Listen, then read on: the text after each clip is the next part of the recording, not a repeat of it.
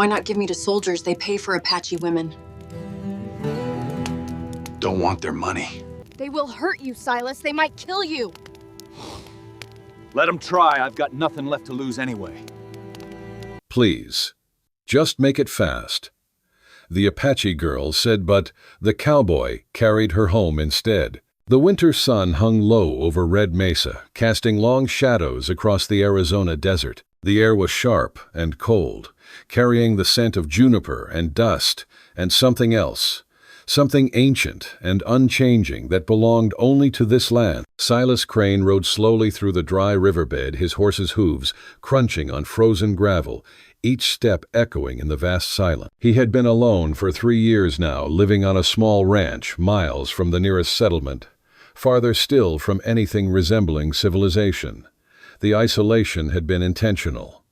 The silence suited him. It helped him forget the screams at Sand Creek, the smoke rising from lodges that should have been sanctuaries, the faces of people whose names he had never learned, but whose deaths he would carry forever. He had been a scout, then young and naive, believing the officers when they said they were protecting settlers.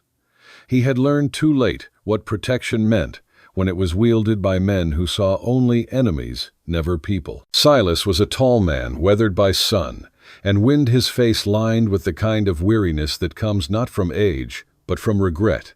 His hands were calloused, his clothes worn, and patched, his hat pulled low against the glare. He carried a rifle across his saddle, not because he expected trouble, but because out here, trouble didn't announce itself. It simply arrived. He was checking the fence line near the old cottonwood, the one twisted tree that had somehow survived decades of drought and wind, when he heard a sound that didn't belong to the desert. Not the cry of a hawk, not the howl of a coyote, not wind. Something human, faint and broken, carried on the cold air like a prayer no one would answer. Silas stopped. His horse sensed his tension and shifted beneath him, ears swiveling forward. He listened again, straining against the silence. There it was, a soft, pained breath, irregular and weak, the sound of someone dying. His hand moved instinctively to the rifle on his saddle. For a moment he hesitated. In this territory you didn't investigate strange sounds without caution. You didn't help strangers without consequence. 3 years ago he would have ridden past. 3 years ago he had ridden past too many times. But something, call it conscience, call it the last flicker of the man he used to be, made him dismount. He led his horse through the rocky terrain, moving quietly, scanning the landscape with the practiced eye of a man who had tracked both animals and men. The desert was deceptive, all open space and clarity, but full of hidden places where danger could crouch unseen. Behind a cluster of creosote bushes, their twisted branches casting skeletal shadows half hidden by the angle of the late afternoon sun, he found her. An Apache woman, young, no more than 20, perhaps even younger, lay crumpled against the cold earth like a discarded piece of fabric. Her deerskin dress was torn and dark with blood, the intricate beadwork along the collar stained and muddy. Her long black hair was tangled with dust and thorns spread across the ground like a dark halo. Her skin, which should have been copper warm in the sunlight, was pale ashen. Her breathing was shallow, each breath a visible struggle, her lips cracked and colorless. When Silas stepped closer, his shadow falling across her, her eyes fluttered open. Dark eyes, the color of deep water at night, steady even in pain, watching him with the kind of knowing that comes from surviving too much, seeing too much, losing too much. There was no fear in those eyes, only resignation, only exhaustion. She tried to move her hand, reaching weakly, desperately for a small knife that lay in the dirt just beyond her fingertips, a pathetic weapon barely more than a skinning blade, but the only defense she had left. Her fingers stretched, trembling with effort, but fell short by inches. She looked up at him, then her gaze locking with his, and in a voice barely above a whisper, each word shaped with terrible effort, she spoke. "Please," she said, in clear English, each word a struggle. "Just make it fast." The words struck him like a blow to the chest. Silas froze. He had seen death before too many times, but never had someone asked him for it so calmly, so quietly. She wasn't begging for help. She was begging for mercy, the kind that ended in darkness. She had already decided that any white man who found her would kill her. She was only asking him to spare her the wait. He knelt slowly beside her, setting his rifle down in the dirt, with deliberate care, making sure she could see his hands. "No," he said softly, his voice rough from disuse. "I'm not doing that." Her brow furrowed, confusion flickering across her face like a shadow. "You are white man. You see Apache, you shoot. Save us both the wait." There was no bitterness in her voice, only a terrible matter-of-factness, as if she were stating the weather or the time of day. It cut him deeper than any accusation could have. Silas shook his head slowly. He tore a strip from his shirt and pressed it gently against the knife wound in her side. She flinched but didn't push him away. She was too weak. "Not today," he said, quietly meeting her eyes. "Not today, not tomorrow, not ever from me." Why, her voice was fading. Her eyes struggling to stay open, dark lashes fluttering against pale cheeks. "Why waste time on me?" "Because you're still breathing," he answered, his throat tight. "That's enough. That's more than enough." She didn't reply.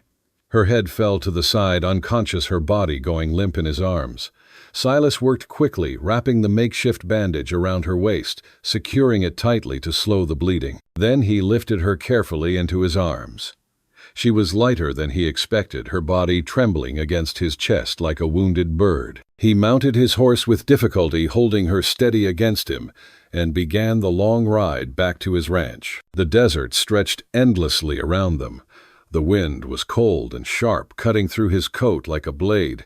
He could feel her heartbeat faint and uneven against his ribs. Coyotes called in the distance, their voices rising and falling, like ghosts in the twilight. The sun sank lower, painting the sky in shades of red and gold colors, too beautiful for the world's cruelty colors, that made no sense in a place where people bled out alone in the dirt. By the time he reached the small wooden cabin, night had fallen completely, and the temperature had dropped below freezing. Silas carried her inside and laid her gently on the narrow bed, the only bed in the small cabin.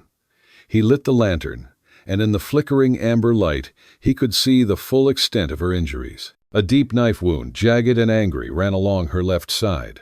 Bruises darkened her arms and throat. Defensive wounds. Someone had tried to kill her and she had fought back. He heated water over the fire, cleaned the wound as carefully as he could, with hands more accustomed to violence than healing, and wrapped it with clean linen torn from his spare shirt. She stirred once, murmuring something in Apache that he couldn't understand, a language that sounded like wind through canyon stones. Her hand reached out, grasping at nothing, at ghosts, at memories. He took it gently, his calloused palm rough against her slender fingers, and held it until she settled again, her breathing evening, out into the rhythm of troubled sleep. When he finished, Silas sat by the fire watching her breathe. He didn't know why he had done it. He could have left her there. No one would have blamed him. The people in the settlements didn't trust the Apache. They called them savages, enemies, threats to progress and civilization. Newspapers printed stories about raids and violence, conveniently forgetting to mention the broken treaties, the stolen land, the children taken to schools where they were beaten for speaking their own language. But when Silas looked at her, he didn't see an enemy. He saw someone who had already lost too much. Someone who reminded him of himself alone, wounded, expecting the worst from a world that had given her every reason to. Maybe that was why he couldn't leave her. Maybe that was why he stayed. Hours passed. The fire burned low, crackling softly in the stillness. Outside, an owl called from the ridge, its voice carrying across the frozen desert. Silas took off his hat, rubbed his tired eyes, and glanced at her again. Her breathing was stronger now, more steady. For the first time that night, he allowed himself to feel something that might have been relief. On the small table by the window, almost hidden in shadow, sat a leather pouch containing tobacco. Not much, just enough for small offerings. 3 years ago, an old Apache man had given it to him outside. Fort Defiance had pressed it into his hands and said, "When you pray to this land, use this. It listens better." Silas hadn't understood then. He barely understood now. But before he slept that night, he opened the pouch, took a pinch of tobacco, and set it on the windowsill facing east. It wasn't much, It probably wasn't even done right.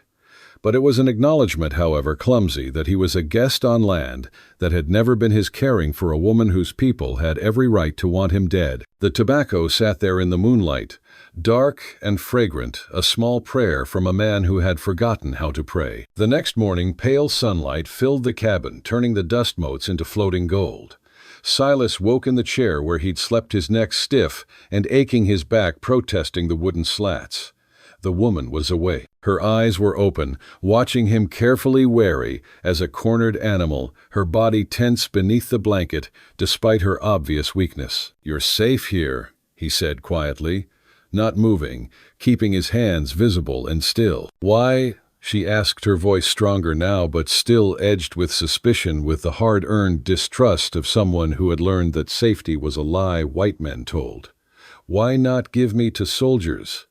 They pay for Apache women." The words were clinical, factual, delivered without self-pity.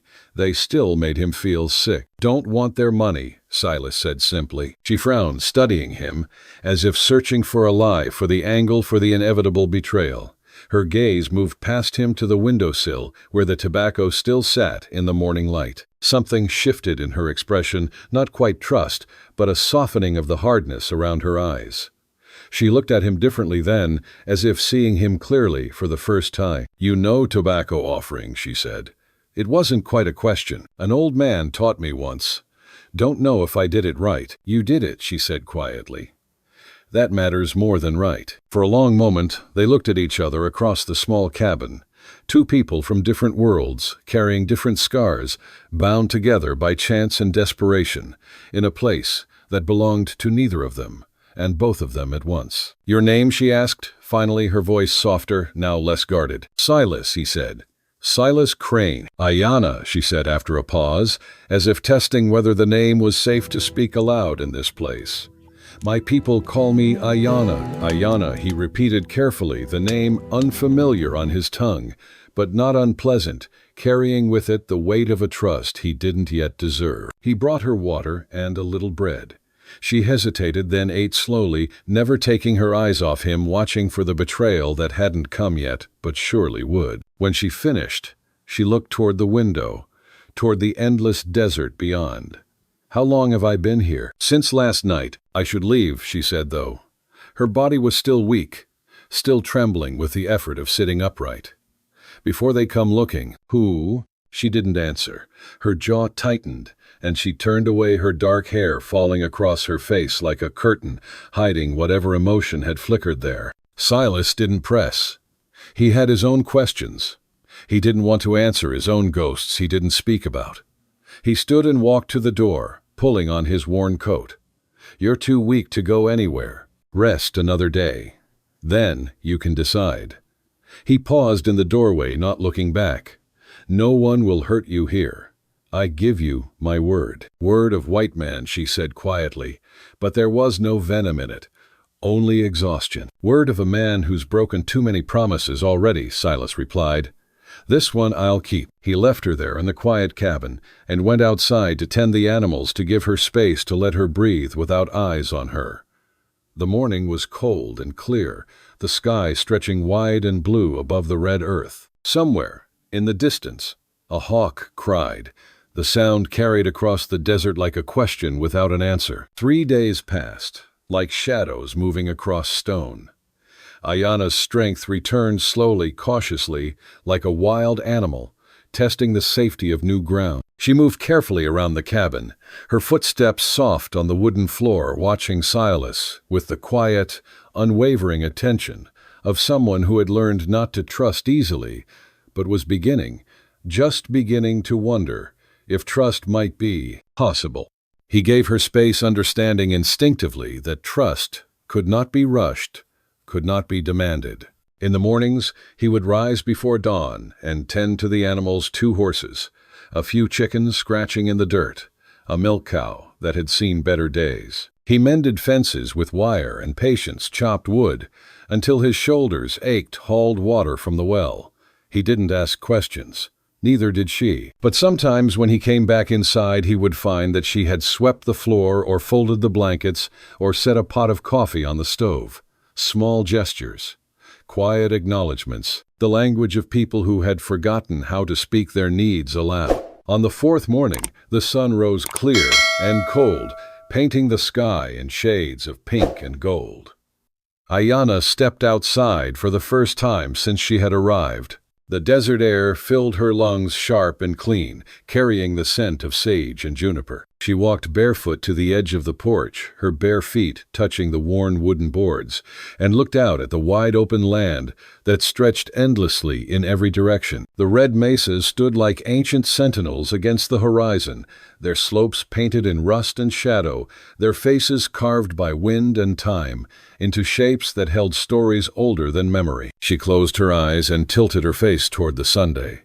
For a moment she just stood there breathing, listening, feeling the earth beneath her, the sky above her, the wind that whispered through the dry grasses. This land had been her people's once, long before the soldiers came, long before the treaties and the broken promises and the burning, long before the word reservation had become another word for cage. Silas came around the side of the cabin carrying firewood. He stopped when he saw her, unsure whether to speak or leave her be. Before he could decide, she spoke. "This land," she said quietly, not looking at him, her eyes still fixed on the distant mesas.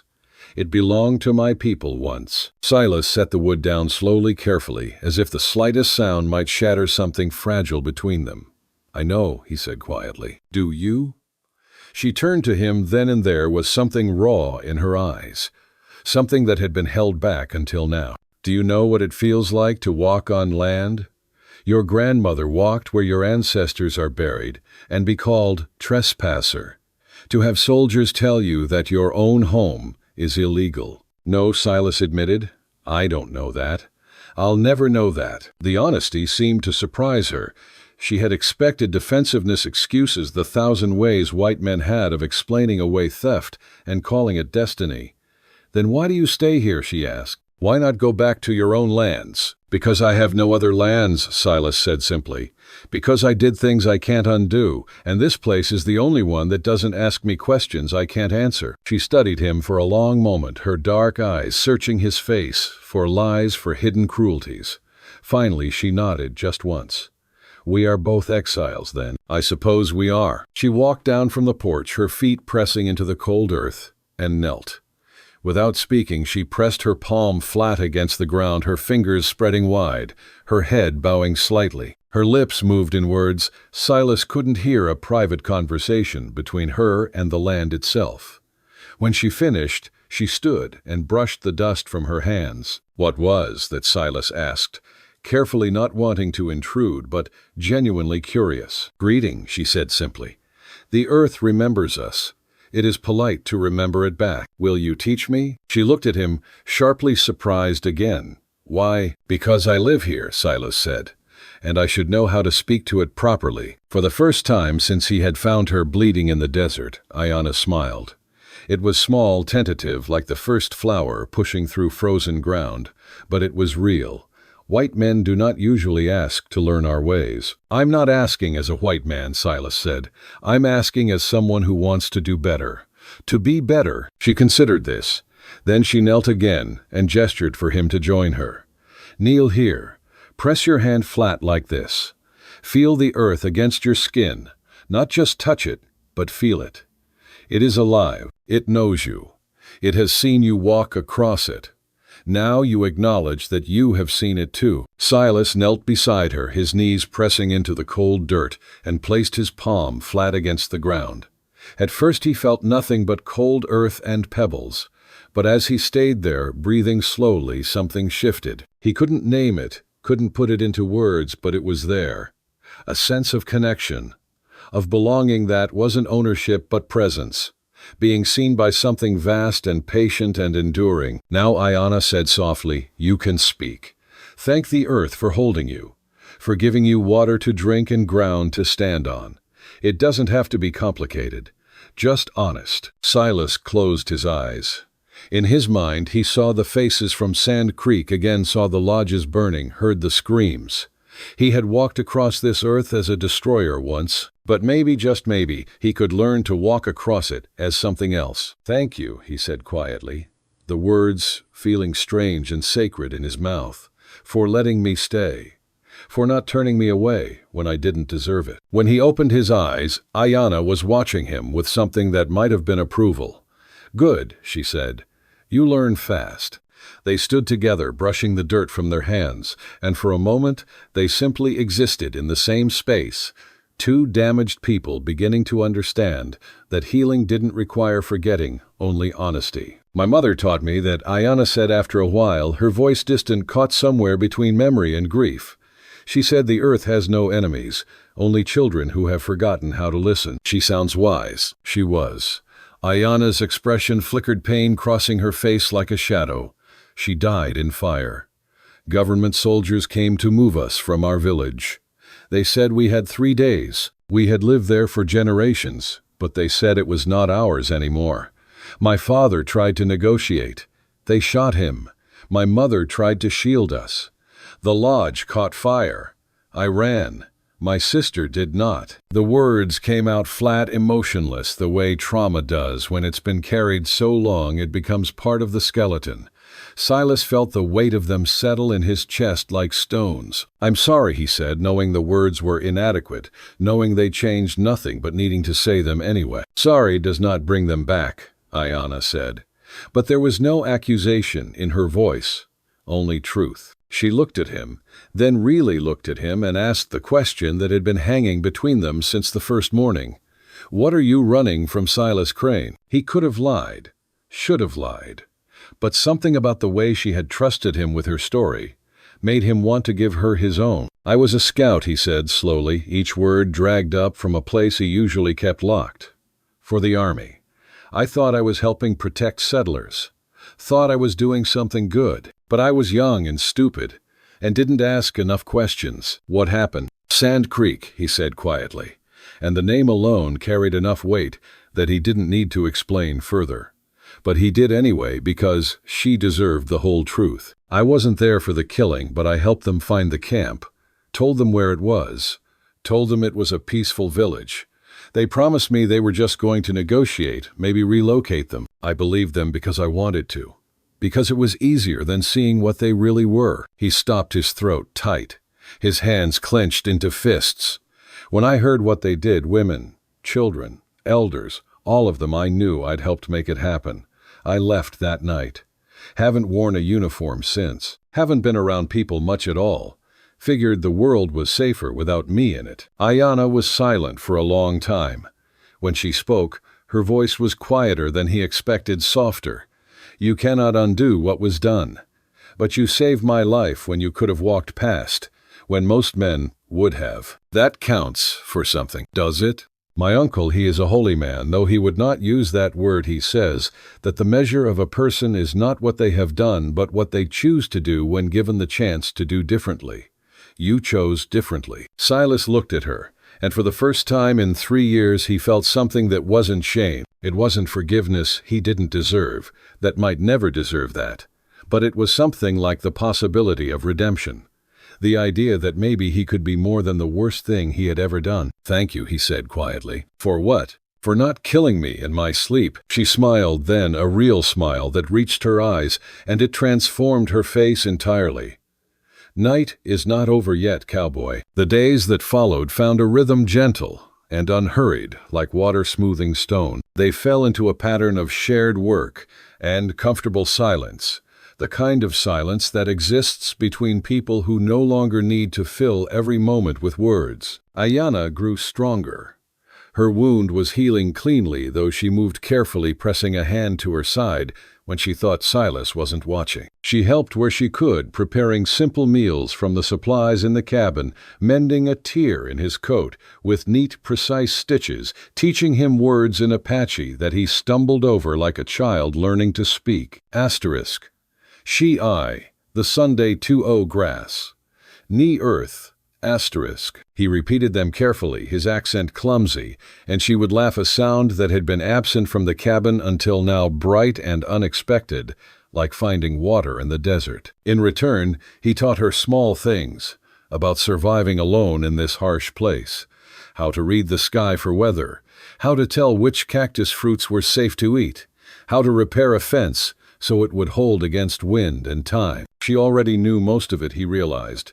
Her people had survived in this land for centuries before his had arrived with their wagons and their certainty. But she let him teach her anyway because it gave him purpose, and purpose was something they both needed. One evening, as the sun set behind the mesas and painted the cabin in gold and shadow, Ayanna sat at the small table, running her fingers over a piece of cloth she had pulled from the leather pouch she wore at her waist. It was small, no bigger than a handkerchief, but the beadwork on it was intricate geometric patterns in red and black and white, each bead placed with precision and love. Silas had seen her touch it before, but always privately in moments when she thought she was alone. "That's beautiful work," he said quietly, not wanting to intrude but wanting her to know he saw it, saw her. She looked up, startled, then down at the cloth in her hands.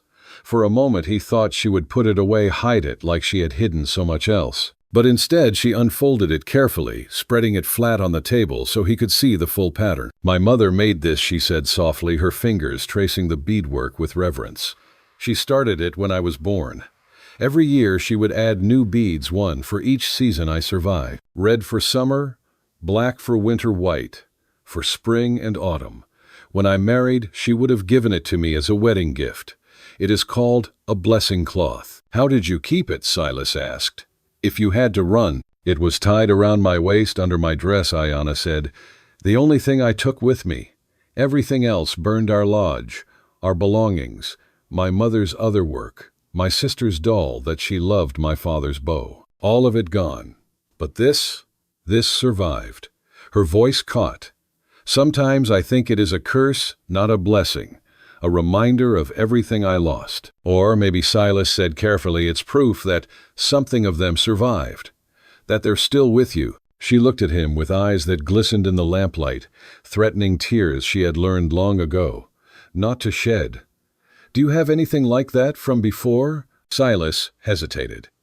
Then he stood and walked to the small wooden chest at the foot of the bed. He opened it slowly, reluctantly, and pulled out a tarnished cavalry badge and a creased photograph, faded and worn at the edges, the faces barely visible anymore. "My brother," he said, sitting back down and placing the photograph on the table beside her cloth.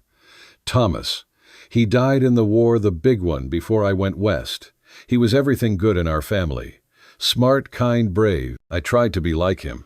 Thought joining up serving would make me worthy of being his brother." He laughed bitterly. "Instead, I dishonored everything he stood for." Ayanna looked at the photograph for a long time.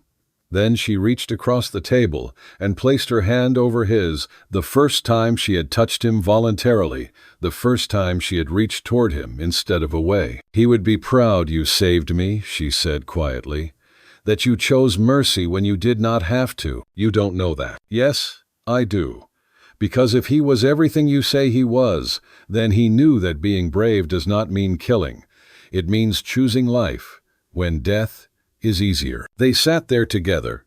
As darkness filled the cabin, two people holding pieces of the dead, learning slowly how to live, with the weight of memory, without being crushed by it. Outside, the desert wind picked up, carrying the scent of rain that wouldn't fall for months, carrying the howl of coyotes hunting under the stars. Inside, the fire crackled softly, casting moving shadows on the walls, and two people who had every reason to be enemies sat together in something that was just beginning to feel like home. The trouble came on a cold morning 3 weeks after Silas had found Ayanna in the desert.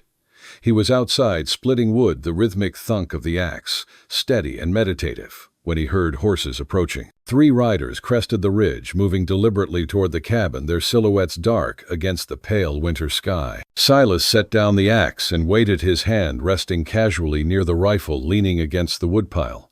Inside, he heard Ayanna move away from the window. Good. She had learned caution well, too well, born from too many betrayals. The lead rider was a well-dressed man in his 50s, wearing a tailored coat too fine for the desert and a hat that had never seen real work. Beside him rode 2 younger men, harder-edged, with guns worn openly and the kind of eyes that had seen violence and felt nothing about it.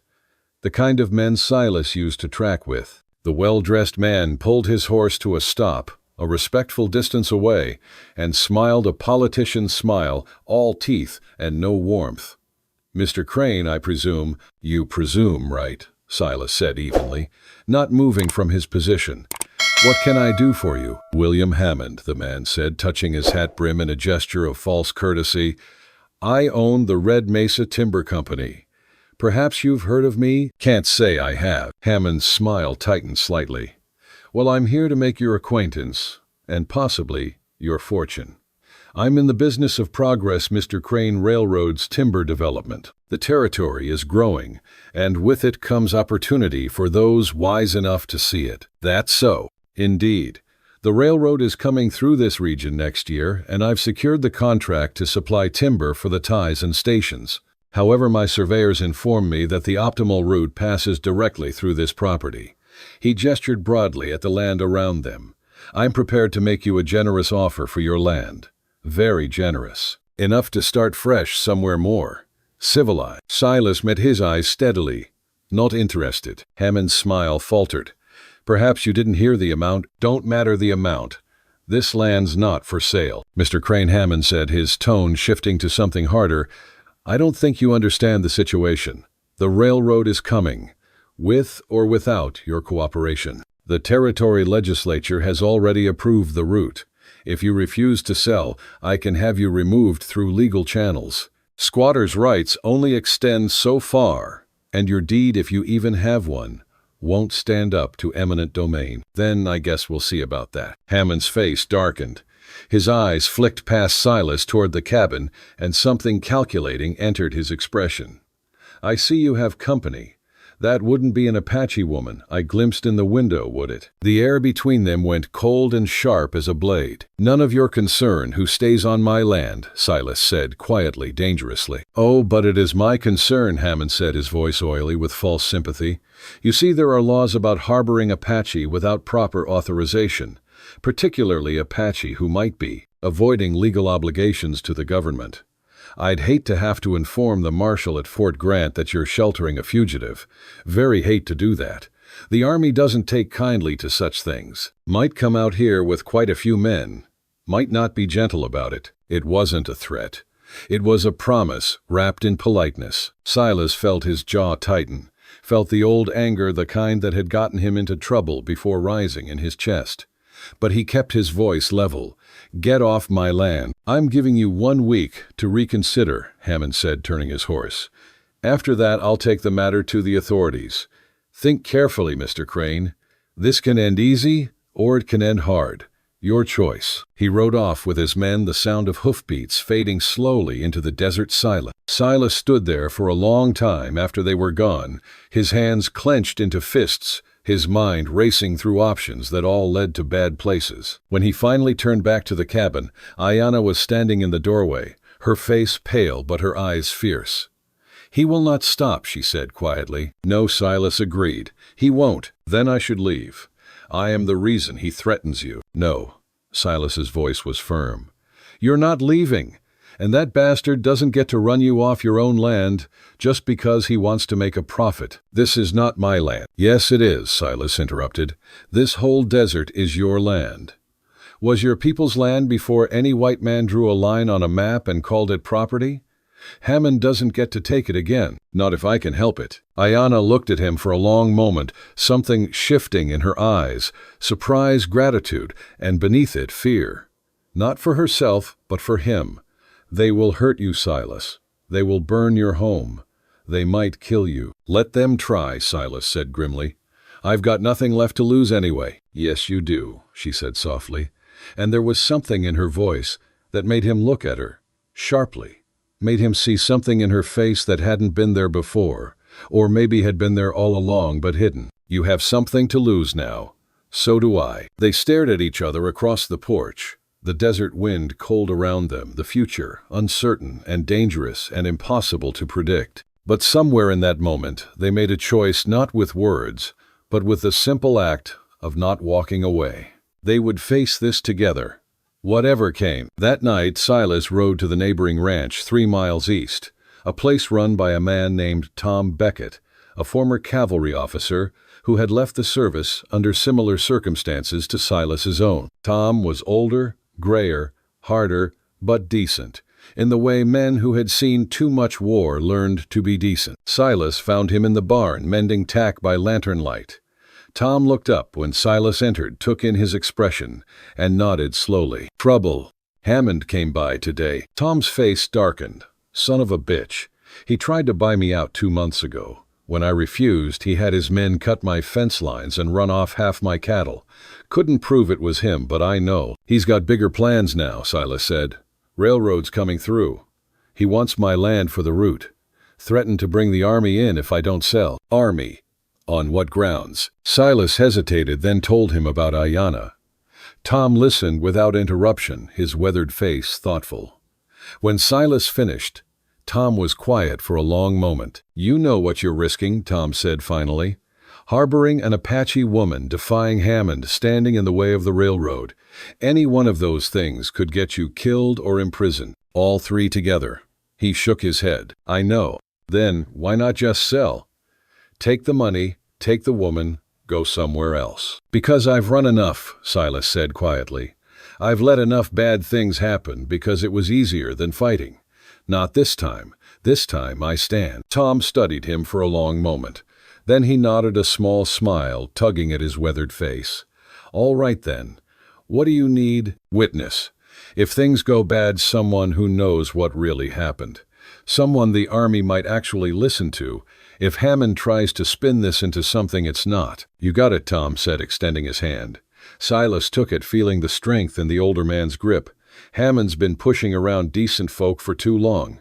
About time someone pushed back." The attack came 5 days later, in the darkest hours before dawn, when the world was still and cold and vulnerable. Silas woke to the smell of smoke. He was on his feet before his mind fully registered what it meant, grabbing his rifle and moving to the window. Outside, in the pale starlight, he could see figures moving, at least 6 men on foot, spreading out around the cabin. One of them carried a torch. Another was splashing something that caught the lamplight kerosene. "Ayanna," Silas said urgently, moving to wake her. "We've got company. The bad kind." She was awake, instantly alert, with the reflexes of someone who had survived too many ambushes. She reached for the bow and quiver that Silas had made for her the week before, simple but serviceable. "How many?" "6 that I can see, maybe more." A voice called out from the darkness, Hammond's voice, though he was staying well back from the fire line, letting his men do the dangerous work. "Mr. Crane, this is your last chance. Come out, leave the Apache woman, and I'll let you walk away with your life." Silas moved to the door, staying behind cover, and shouted back, "Go to hell, Hammond." "Very well. Have it your way." The torch flew through the air, landing on the porch where kerosene had been splashed. Flames erupted instantly, hungrily crawling up the dry wood with terrifying speed. Another torch followed, then another, until the front of the cabin was an inferno. "Back door," Silas said grimly. "Now." They moved quickly, Silas covering, while Ayanna slipped out the rear exit into the cold night air. The smoke was thick, choking the heat already intense. 2 of Hammond's men were waiting at the back. They hadn't expected resistance from this direction. Ayanna drew and released in one fluid motion. Her arrow took the first man in the shoulder, and he went down screaming. The second man fumbled for his gun, but Silas was faster, his rifle shot echoing across the desert. The man fell. They ran for the barn, the only structure still standing, still defensible. Behind them, the cabin was fully engulfed, flames reaching toward the night sky like desperate prayers. Silas's 3 years of solitude, all his meager possessions, everything burning, everything except what mattered. They made it to the barn, and Silas barred the door from inside. The 2 horses were panicked eyes, rolling white with fear at the smell of smoke. Ayanna moved to calm them, her voice soft and steady, singing something low in Apache that seemed to ease them. Bullets thudded into the barn walls. Shouts outside. Hammond's men were regrouping, emboldened by the fire, thinking it was over. They were wrong. Before Ayanna and Silas had barred themselves in the barn, she had done something Silas hadn't seen. She had knelt in the dirt outside, had reached into the leather pouch at her waist, and pulled out a small bundle of dried sage. She had lit it from a falling ember, let the smoke curl upward, and whispered words in Apache, not a prayer exactly, but an acknowledgement. A promise to the land, and the ancestors who had walked it, that she would not die quiet, would not go gentle into the dark. The smudging ceremony had taken less than 30 seconds, but it had steadied her hands and her heart. Now, with the smoke of the sage still clinging to her clothes, and the smoke of the burning cabin filling the air, she felt clear, focused, ready. Through a gap in the barn wall, Silas counted 5 men still standing spread out in a rough semicircle. Hammond himself was mounted hanging back near the tree line, his fine coat looking ridiculous in the